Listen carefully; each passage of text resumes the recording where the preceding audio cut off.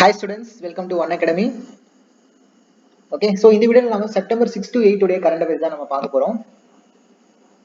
சரியா? So முதல் news என்ன அப்படின்னு பார்த்தீங்கன்னா Tamil Nadu moves up a spot in the 14th rank in the ease of doing business அப்படின்றதா முதல் நியூஸ். இப்போ என்ன சொல்லிருக்காங்கன்னா ease of doing business rankings-ல 2018ல தமிழ்நாட்டோட ரேங்க் 15ஆ இருந்துச்சு. இப்போ 2019ல ease of doing business-ல தமிழ்நாட்டோட ரேங்க் 14ஆ இருக்கு. ஸோ 1 place வந்து நம்ம இன்க்ரீஸ் ஆயிருக்கோம் அப்படின்னு சொல்லியிருக்காங்க. சரிங்களா? ஈஸ் ஆஃப் டூயிங் பிசினஸ் அப்படின்னா என்ன? அந்த ஸ்டேட்ல பிசினஸ் தொடங்குவதற்கான சாதகமான சூழ்நிலைகள்லாம் இருக்கு. பிசினஸ் ஆரம்பிக்கிறது கொஞ்சம் ஈஸியா இருக்கு அப்படின்னு சொல்லி அர்த்தம். அதாவது அந்த ரெகுலேட்டரி அப்ரூவல்ஸ்ல இருந்து ஆரம்பிச்சு எல்லா விஷயங்களும் கொஞ்சம் ஈஸியா இருந்துச்சுன்னா அதான் ஈஸ் ஆஃப் டூயிங் பிசினஸ் அப்படின்றது. சரிங்களா? இந்த ஈஸ் ஆஃப் டூயிங் பிசினஸ்ல தமிழ்நாடு வந்து 15வது இடத்துல இருந்து 14வது இடத்துக்கு முன்னேறி இருக்கு அப்படின்னு சொல்லியிருக்காங்க. சரிங்களா? இது வந்து என்ன ரிப்போர்ட்? இந்த ரிப்போர்ட்டோட பேர் என்ன அப்படின்னு பாத்தீங்கன்னா பாருங்க, business reform action plan for the year 2019 அப்படின்றது அந்த ரிப்போர்ட்டோட பேர். பிசினஸ் ரிஃபார்ம் ஆக்ஷன் பிளான் அப்படின்றது இந்த ரிப்போர்ட் வந்து யார் வெளியிட்டிருக்காங்க அப்படின்னா union minister for finance and corporate affairs அவர் தான் வந்து ரிலீஸ் பண்ணிருக்காரு. இது 4வது முறையாக இந்த மாதிரி ரிப்போர்ட் வந்து ரிலீஸ் பண்றாங்க. இந்த ரிப்போர்ட்ல என்ன நமக்கு தெரிய வந்திருக்கு அப்படின்னா இந்த ஸ்டேட் பிசினஸ் ரிஃபார்ம் ஆக்ஷன் பிளான்ல வந்துட்டு ஆந்திர பிரதேஷ் தான் வந்து நம்பர் 1 ரேங்க்ல இருக்காங்க. 2வது ரேங்க்ல உத்தரப்பிரதேஷ் இருக்காங்க. சரியா? இதுல என்ன ஒரு கொடுமை அப்படின்னா போன வருஷம் 12வது இடத்துல இருந்த உத்தரப்பிரதேஷ் இந்த வருஷம் 10 இடங்கள் முன்னேறி 2வது இடத்துக்கு வந்திருக்காங்கன்றதுதான் ஒரு அதிர்ச்சிகரமான ஒரு செய்தி. ஆந்திர பிரதேஷ் ஃபர்ஸ்ட் இருக்காங்க, 2வது உத்தரப்பிரதேஷ், 3rd தெலுங்கானா இருக்காங்க. இந்த லிஸ்ட்லயே நம்ம இல்ல டாப் 10ல கூட நம்ம இல்ல இந்த ஓவரால் இண்டெக்ஸ்ல ஸ்டேட் பிசினஸ் ரிஃபார்ம் ஆக்ஷன் பிளான்ல. ஆனா இந்த ஈஸ் ஆஃப் டூயிங் பிசினஸ்ல நம்ம 14th ரேங்க்ல இருக்கோம். சரியா? பிளஸ் இதுல வேற நிறைய விஷயங்கள் சொல்லியிருக்காங்க நமக்கு ரொம்ப எக்ஸாமுக்கு தேவையானது என்னென்ன அப்படின்னா ஈவன் தோ இதுல நம்ம கம்மியா இருந்தாலுமே மற்ற சில விஷயங்கள்ல நம்ம வந்து முன்னேறி இருக்கோம். என்னன்னா good governance index. Good governance index அப்படின்றது எப்ப ரிலீஸ் பண்ணிருப்பாங்கன்னா டிசம்பர் 25ஆம் தேதி அடல் பிகாரி வாஜ்பாய் இருக்கார் இல்லையா, அவருடைய பிறந்த நாள், பர்த் அனிவர்சரி, அந்த நாள் தான் நம்ம குட் கவர்னன்ஸ் டேவா இந்தியால அப்சர்வ் பண்ணுவோம். அன்னைக்கு இந்த குட் கவர்னன்ஸ் இண்டெக்ஸ்ங்கிறத ரிலீஸ் பண்ணிருப்பாங்க. அந்த குட் கவர்னன்ஸ் இண்டெக்ஸ்ல தமிழ்நாடு வந்து முதல் இடத்தை பிடிச்சிருக்கும். சரிங்களா? சோ அது என்னன்றது நம்ம பார்க்கலாம்.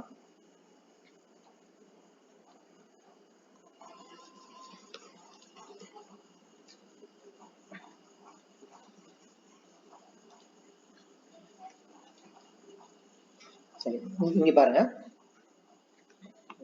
தெரியுதான்னு பாருங்க. Fine. So good governance index அப்படின்றது எப்ப ரிலீஸ் பண்ணுவாங்க? டிசம்பர் 25ஆம் தேதி அடல் பிகாரி வாஜ்பாயினுடைய பர்த் அனிவர்சரி அன்னைக்கு அதை ரிலீஸ் பண்ணாங்க. சரியா? அதுல வந்து மொத்தம் 3 கேட்டகரி வந்து இருக்கு. ஃபர்ஸ்ட் கேட்டகரி வந்து பிக் ஸ்டேட்ஸ் அப்படின்ற கேட்டகரி.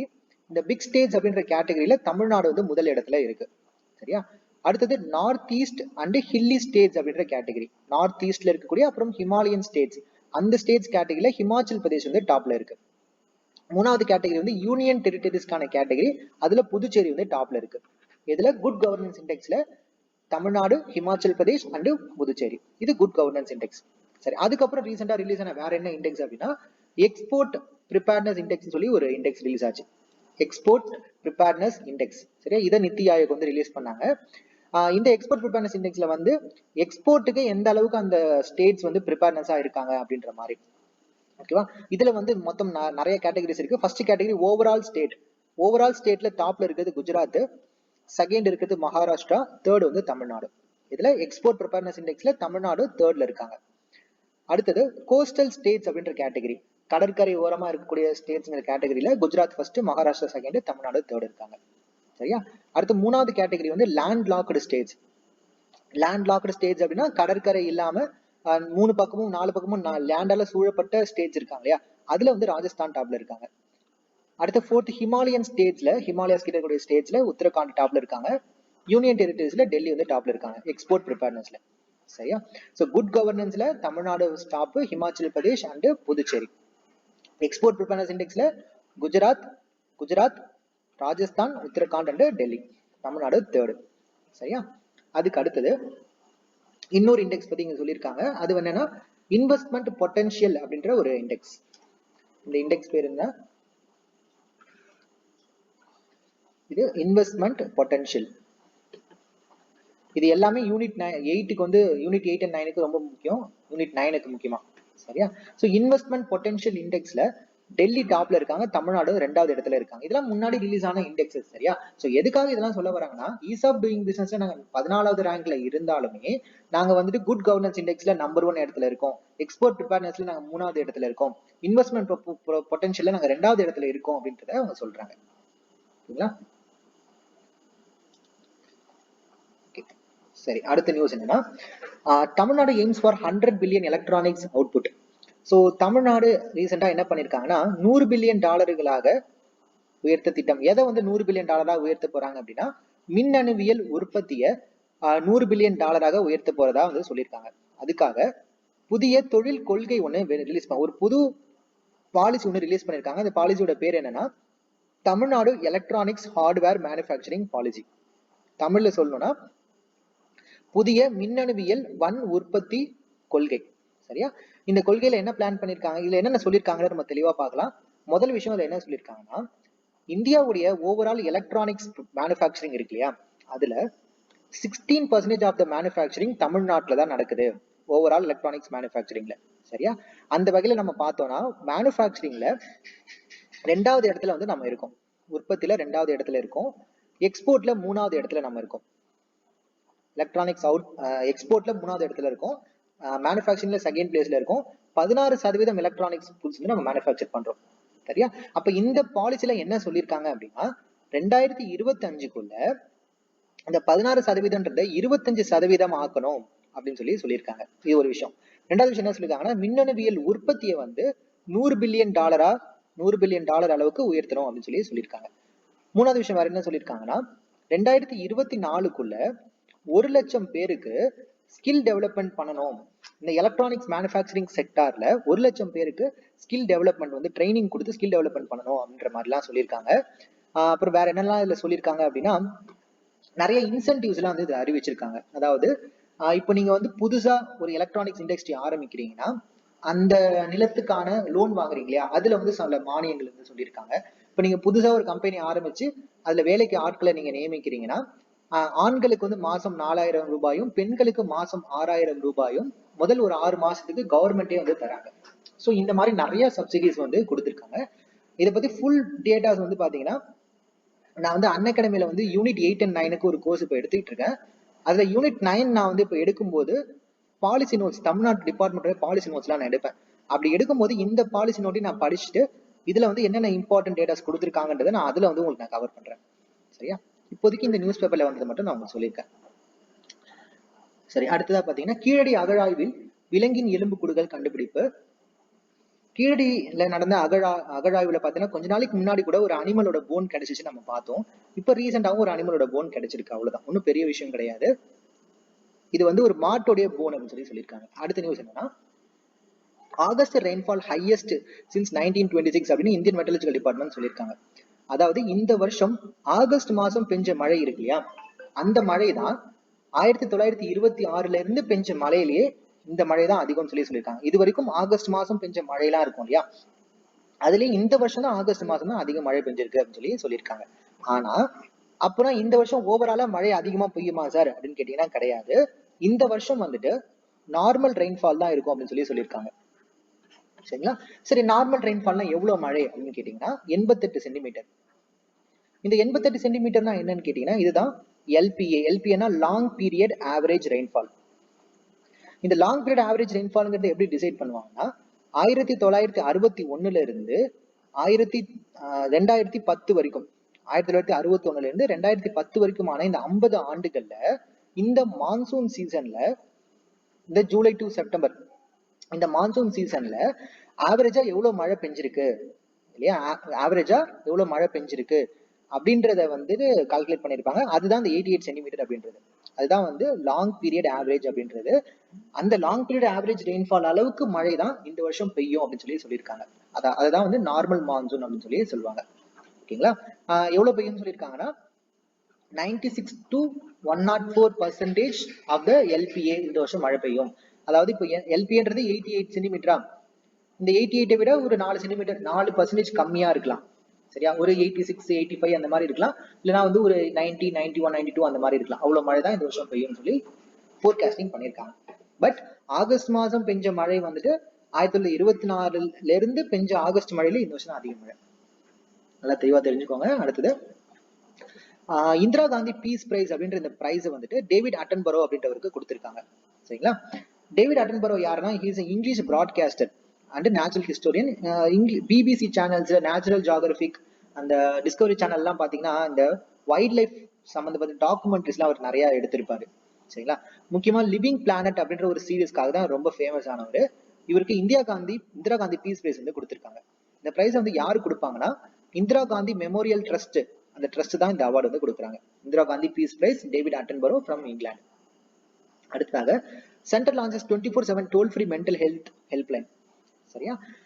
கிரண் அப்படின்ற பேர்ல ஒரு மனநல ஹெல்ப்லைன். சரிங்களா? ஸோ மனநல ஹெல்ப்லைன் அப்படிங்கும் போது அதை வந்து லான்ச் பண்ணியிருக்காங்க.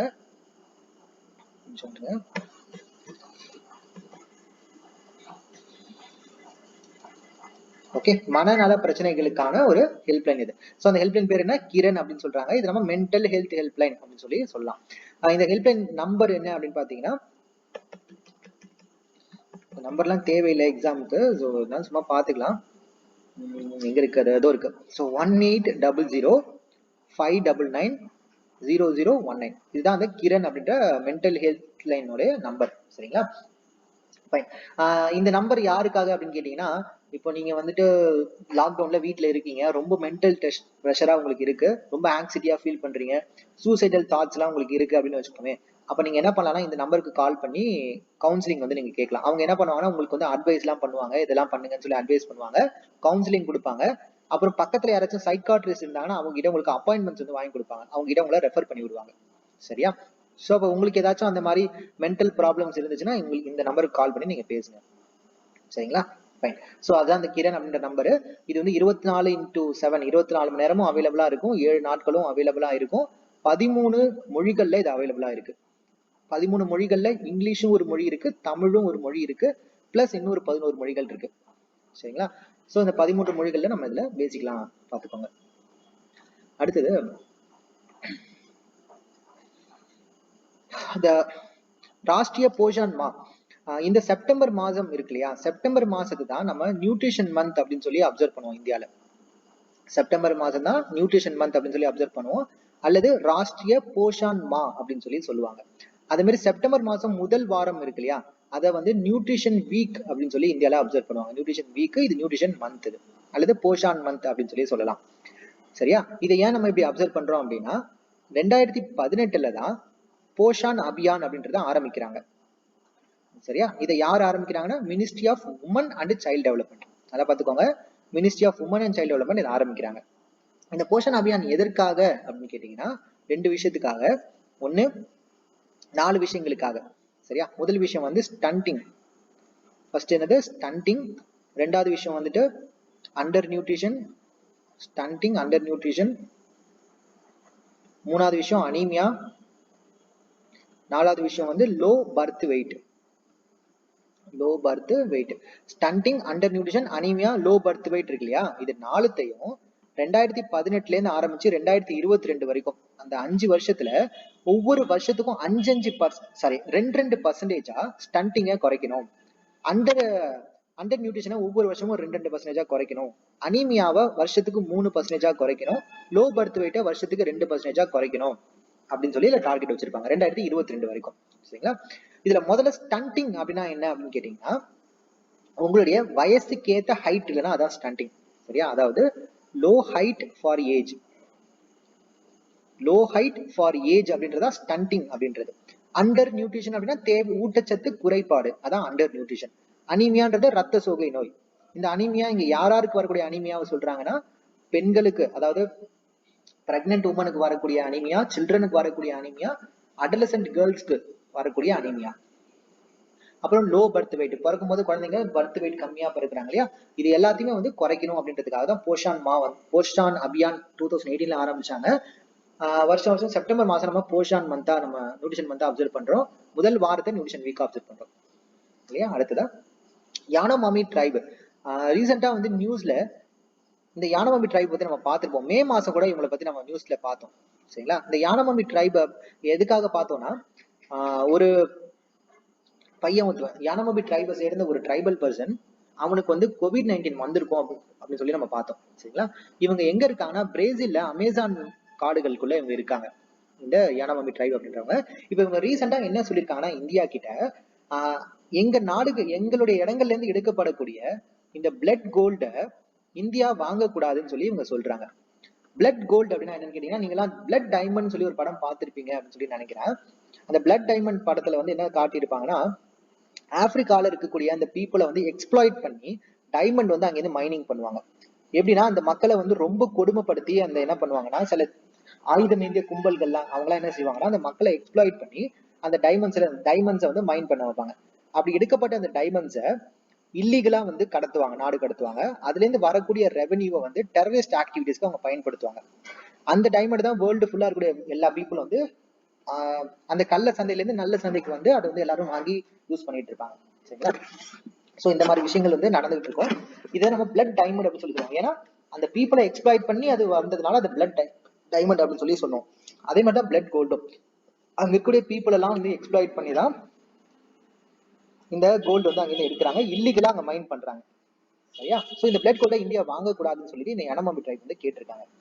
அதே மாதிரி பாத்துக்கோங்க, இந்த மாதிரி பிளட் டைமண்ட்ஸ் எல்லாம் வாங்குறதுனால என்ன பிரச்சனைனா, இதுல இருந்து வரக்கூடிய ரெவன்யூ வந்துட்டு அந்த மாதிரி தீவிரவாதிகளுக்கு அந்த மாதிரி விஷயங்களுக்கு போய் சேரும். சரிங்களா? இதை தடுக்கிறதுக்காக தான் கிம்பர்லி ப்ராசஸ் அப்படின்றத ஆரம்பிச்சிருப்பாங்க. கிம்பர்லின்றது அதுவும் ஆப்பிரிக்கால இருக்கக்கூடிய ஒரு பிளேஸ் தான் கிம்பர்லி அப்படின்றது. அங்கதான் டைமண்ட் மைன் கூட இருக்கும். சரியா? ஸோ கிம்பர்லி ப்ராசஸ் எதுக்காக அப்படின்னா, எந்த ஒரு டைமண்டையும் சர்டிபிகேட் பண்றதுக்கு முன்னாடி அது எங்க இருந்து வந்துச்சு அப்படின்றதெல்லாம் வந்து கரெக்டா வெரிஃபை பண்ணி அதை சர்டிபிகேட் பண்ணுவாங்க. சரியா? இப்படி சர்டிபிகேட் பண்ணிட்டு அந்த டைமண்டை வந்துட்டு விற்பாங்க. இது மூலியமா அந்த அந்த டைமண்ட்னால வரக்கூடிய ரெவன்யூ வந்து இல்லீகலான விஷயங்களுக்கு போய் சேராம வந்து பாத்துக்குவாங்க. சரியா? சோ இந்த கிம்பர்லி ப்ராசஸ்ல இந்தியாவும் ஒரு மெம்பரா இருக்காங்க. இன்ஃபேக்ட் வந்து 2019 இந்த கிம்பர்லி ப்ராசஸ் உடைய சேர்மனா இந்தியா தான் இருந்தாங்க, ஹெட்டா. ஒவ்வொரு வருஷம் ஒரு ஹெட் இருப்பாங்க. 2019 இந்தியா வந்து ஹெட்டா இருந்தாங்க. ஸோ அது வேற இது வேற, இருந்தாலும் சும்மா பாத்துக்கோங்க. அடுத்ததான் லிட்ரேசி ரேட் கேரளா டாப்ஸ் தி சார்ட்.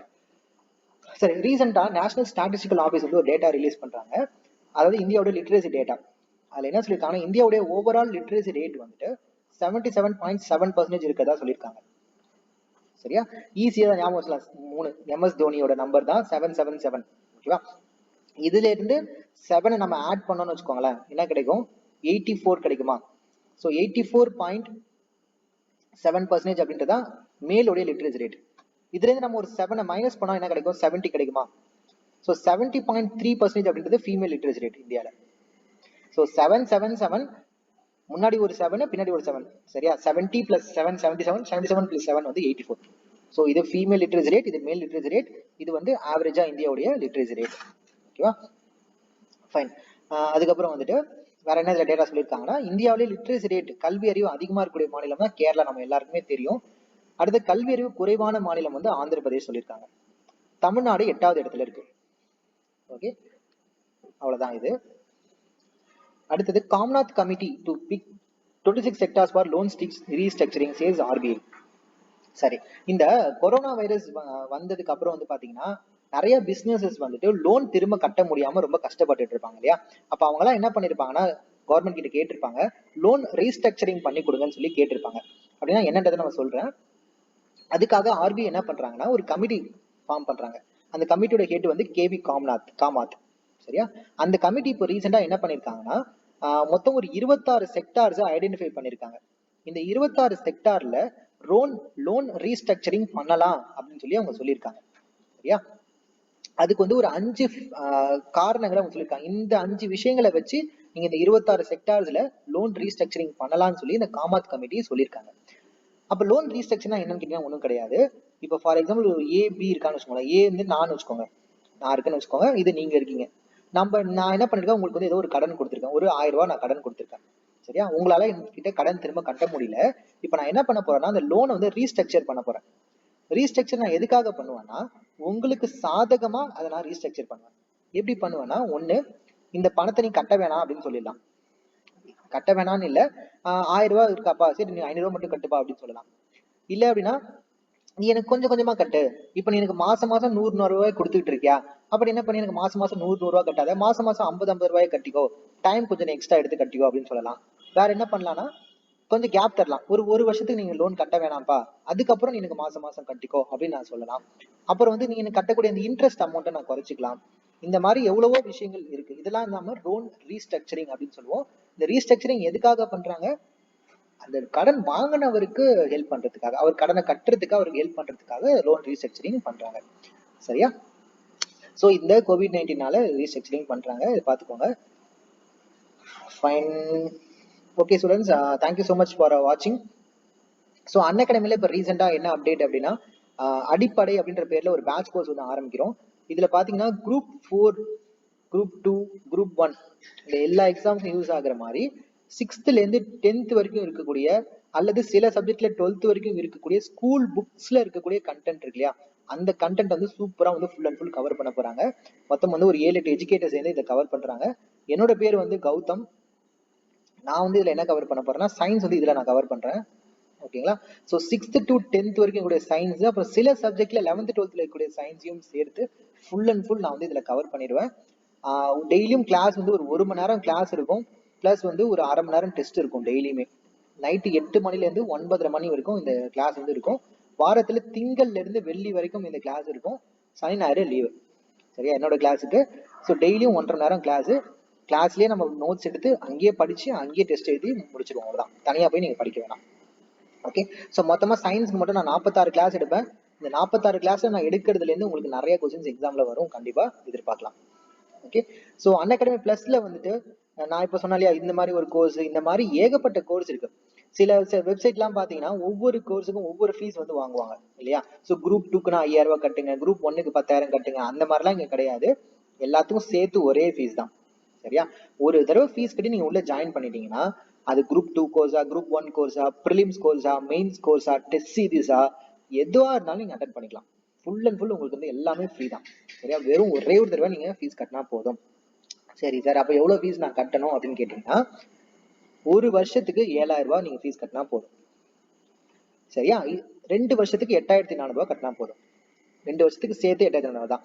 இது உங்களுக்கு ஃபுல்லா கட்ட முடியலன்னா நீங்க என்ன பண்ணலாம்னா, என்னோட ரெஃபரல் கோடு ஒன்று இருக்கு, ஜிவி கரண்ட் அப்படின்ட்டு. இது உங்களுக்கு புரியல, எப்படி அப்ளை பண்ணணும்னு தெரியலன்னா நீங்க கமெண்ட் பண்ணுங்க, நான் சொல்றேன் அப்படின்ட்டு. இந்த ரெஃபரல் கோட நீங்க அப்ளை பண்ணும்போது 7,000 ரூபான்ற ஃபீஸ் வந்து 6,300 ரூபாய் ஆயிடும். 8,400 ரூபாய் இந்த ஃபீஸ் வந்து கிட்டத்தட்ட ஒரு 7,600 ரூபாய் கிட்ட ஆயிடும்.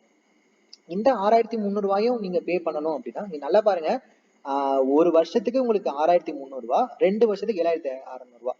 ஸோ ஒரு 1000 ரூபாய் நீங்க எக்ஸ்ட்ரா கட்டினீங்க அப்படின்னா 2 வருஷம் நீங்க ஃபுல்லா பாத்துக்கலாம். கிட்டத்தட்ட 12 மாசம் உங்களுக்கு எக்ஸ்ட்ரா கிடையாது. நல்லா பாருங்க. சரி, இது உங்களால ஒரே இடத்துல கட்ட முடியலன்னா ஒன்றும் பிரச்சனையே கிடையாதுங்க. இஎம்ஐ ஆப்ஷன் இருக்கு. இதெல்லாம் உங்களுக்கு எந்த ஒரு அகாடமிலுமே உங்களுக்கு கிடைக்காது. இஎம்ஐ ஆப்ஷன்ஸ் இருக்கு. இஎம்ஐ ஆப்ஷன்ஸ் வச்சு நீங்க என்ன பண்ணலாம்னா, டெபிட் கார்டு இஎம்ஐ கூட இருக்கு. சரியா? ஹெச்டிஎஃப்சி பேங்க் உடைய டெபிட் கார்டு இஎம்ஐ ஆப்ஷன் இருக்கு. மற்ற பேங்க் உடைய கிரெடிட் கார்டு இஎம்ஐ ஆப்ஷன் இருக்கு. இதை வச்சு நீங்க என்ன பண்ணலாம், ஜாயின் பண்ணிக்கலாம். மாசம் மாசம் நீங்க வந்து ஒரு 500 ரூபாய் இல்ல ஒரு 600 ரூபாய் மாதிரி கட்டுற மாதிரி இருக்கும், அவ்வளவுதான். சரியா? இது மாதிரி இமெயில கட்டி நீங்க ஜாயின் பண்ணிக்கலாம். ரொம்ப பயங்கர உங்களுக்கு யூஸ்ஃபுல்லா இருக்கும். என்னோட ரெஃபரல் கோட் யூஸ் பண்ணி கொஞ்சம் ஜாயின் பண்ணிக்கோங்க. வேற ஏதாவது சந்தேகம் இருந்தா கமெண்ட் பண்ணுங்க.